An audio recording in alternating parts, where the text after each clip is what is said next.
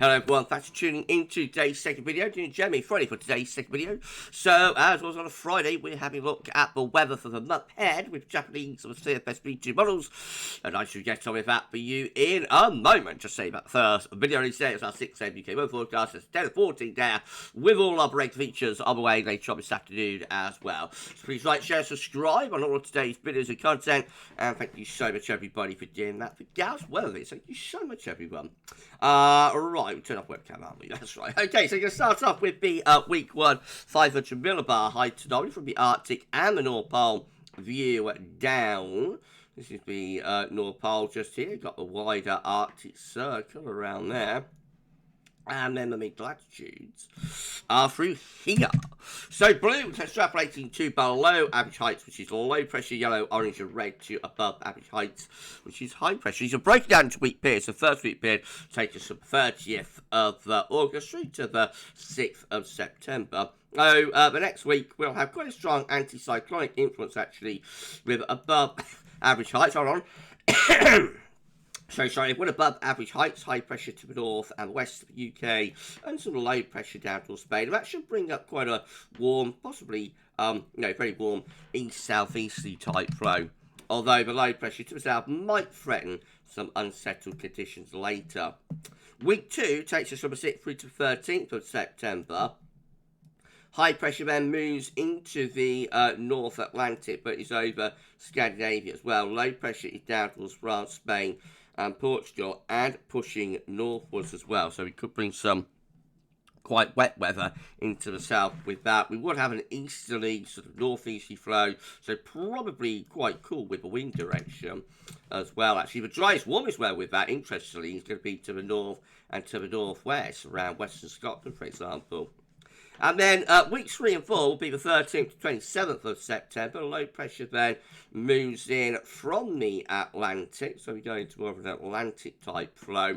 Could be transition. It's a 2-weekly anomaly. So maybe week 3 could have more in weight of dry weather. We have got high pressure up towards Scandinavia, for example. But I think overall that low pressure from the Atlantic would be the driving and sort of dominating factor there. Right, let's have a look at a tropical mid-latitude view to confirm all of that. So we can't see Greenland, Iceland, Scandinavia, all those areas are off chart here, the Arctic. But we've had a look at that view down, so we know what's going on. We are in the top right-hand corner of the chart as you are looking at it. So a reminder of the week 1 500 millibar height anomaly with high pressure from the Atlantic to the north and west of potentially low pressure down to Spain, Portugal, and winds will be coming in from the east there.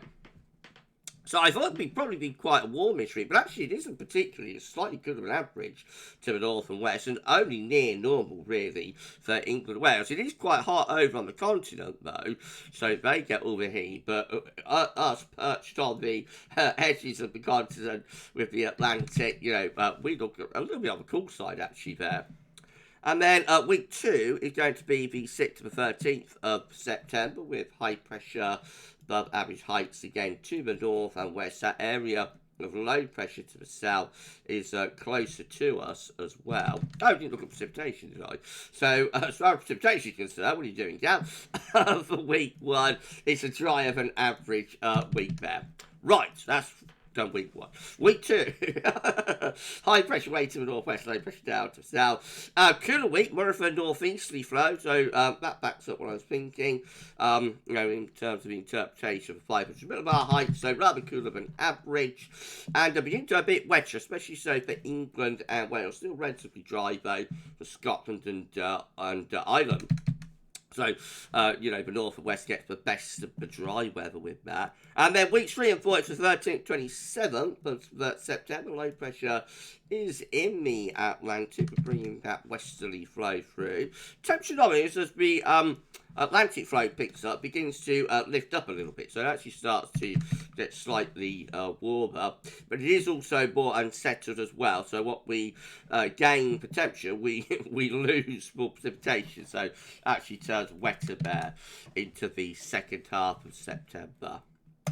Right, well, that's JMA. Let's have a look at CFS V2, see how that compares. Again, these are 500 millibar height anomalies. They're broken down to week periods. The first week period takes us from the 30th of August, 5th of September. The next week has above average heights, high pressure to the north, to the east, and also to northwest as well. Some lower pressure down here where we've got this white area. Good agreement between the JMA and the CFS to start us off. Week 2 is the 6th through to the 12th of September. The high pressure then pulling out more towards the northwest of the country, with low pressure down to southern parts of Europe. That would bring in more of a northeasterly flow, and of course the low pressure to the south would be threatening the most unsettled conditions into more southern parts of the country. And then week 3 backs that up. It's the 13th to the 19th of September. High pressure even further northwest there, actually becoming a northern blocking feature, with low pressure to the west and the south of the UK and Ireland. And again, that could bring some really quite wet weather in across southern parts of the country. So could this be a wet September that's on the way? And then check out week 4. 20th to 26th of September, big trough of low then parking itself right over top of the UK and Ireland. That looks very, very unsettled, I have to say. So September increasingly unsettled there with CFS as we're going along. Week 1 temperature anomaly from the 30th of August, 5th of September.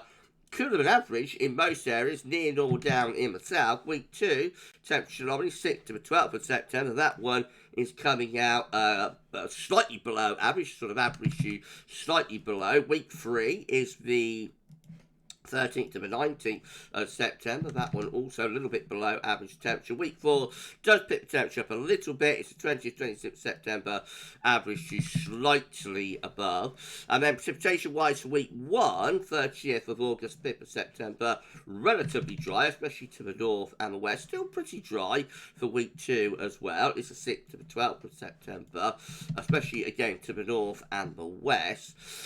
Week 3 is the 13th to the 19th of September. Dry and average to the north, a little bit wetter than average to the south. I would expect that to be rather wetter than that show. We are a long way out now, of course. And by the time you get through to week 4, well, this is a wetter than average week. Well, 20th, 26th September with above average rainfall. So an increasingly unsettled and rather cool September. With JMA Friday today, bit of a turn up of the books. We'll see how it plays out. Remember, just a snapshot of what the two models are showing. So they could look different when we look at them again for next week's JMA Friday. And you're going to find out tomorrow morning at 10 a.m. what the ECM DF extended for 2-day 6-week model is saying about all of this. You know, that will be coming up at 10 a.m. tomorrow, so you'll be able to do a comparison between JMA Friday and the extended ECM WF outlook for the UK and Ireland. Right, well, that's JMA Friday done. Weekend starts here. So we're going to be back a little bit later on. We attend a 14-day, including all our break features. Come back for that shortly for JMA Friday for this week. That's all for now, and thanks for watching.